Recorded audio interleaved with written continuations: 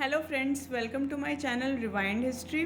पिछली क्लासेस में हम लोगों ने सिंधु घाटी सभ्यता के बारे में अध्ययन किया था और हमने ये देखा था कि सिंधु घाटी का नामकरण, उसकी कालावधि और भारत के मानचित्र पे उसके पुरास्थलों का विस्तार किस प्रकार से है।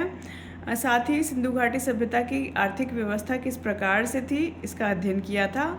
आज की कक्षा में हम सिंधु घाटी सभ्यता की धार्मिक व्यवस्था के विषय में अध्ययन करेंगे। तो चलिए आज की क्लास को स्टार्ट करते हैं। जॉन मार्शल के अनुसार मातृदेवी के संप्रदाय का सैंधव संस्कृति में प्रमुख स्थान था।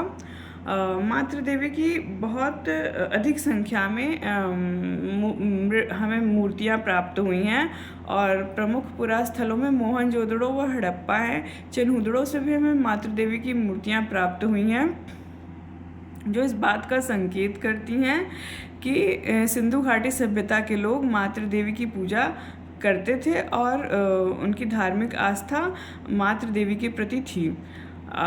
मंदिर और समाधि के अवशेष हमें यहाँ से नहीं मिलते। हालांकि मंदिर या समाधि धार्मिक दृष्टि से अत्यंत महत्वपूर्ण है, किंतु सिंधु घाटी सभ्यता के संदर्भ में हमें इन दोनों के अवशेष ही प्राप्त नहीं होते हैं।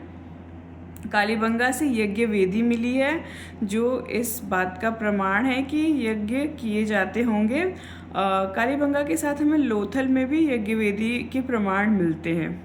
मातृदेवी की मूर्तियाँ या मोहरें हमें अलग अलग पुरास्थलों से मिली हैं, जैसे कि मोहनजोदड़ो, हड़प्पा, चिन्हुदड़ो, जो इस बात का संकेत देती हैं कि विभिन्न पुरास्थलों में मातृदेवी की पूजा समान रूप से प्रचलित थी और लोग मातृदेवी में विश्वास रखते थे। मोहनजोदड़ो से पद्मासन में योगी का चित्र मिला है, जो कि एक मोहर पर अंकित है और पुरुष के दाईं ओर चीता, हाथी तथा बाईं ओर गैंडा और भैंसा चित्रित है, जो अपने आप में एक विशिष्ट मुहर है और इस बात का संकेत करती है कि सिंधु घाटी सभ्यता के लोग मातृदेवी की पूजा के साथ ही योगी शिव के आदि योगी रूप में पूजा करते होंगे और ये पशुपति शिव का प्राचीनतम रूप के रूप में हमें प्रस्तुत होते हैं। वृक्ष पूजा, सिंधु घाटी सभ्यता के लोग वृक्ष पूजा में विश्वास रखते थे, क्योंकि मुहरों पर पीपल के वृक्ष का अंकन देखने को मिलता है। साथ ही पशु पूजा में वृषभ, भैंसा और नाग पवित्र माने जाते थे और इनकी पूजा की जाती थी। सिंधु घाटी की सभ्यता के लोग मूर्ति पूजा में विश्वास करते थे।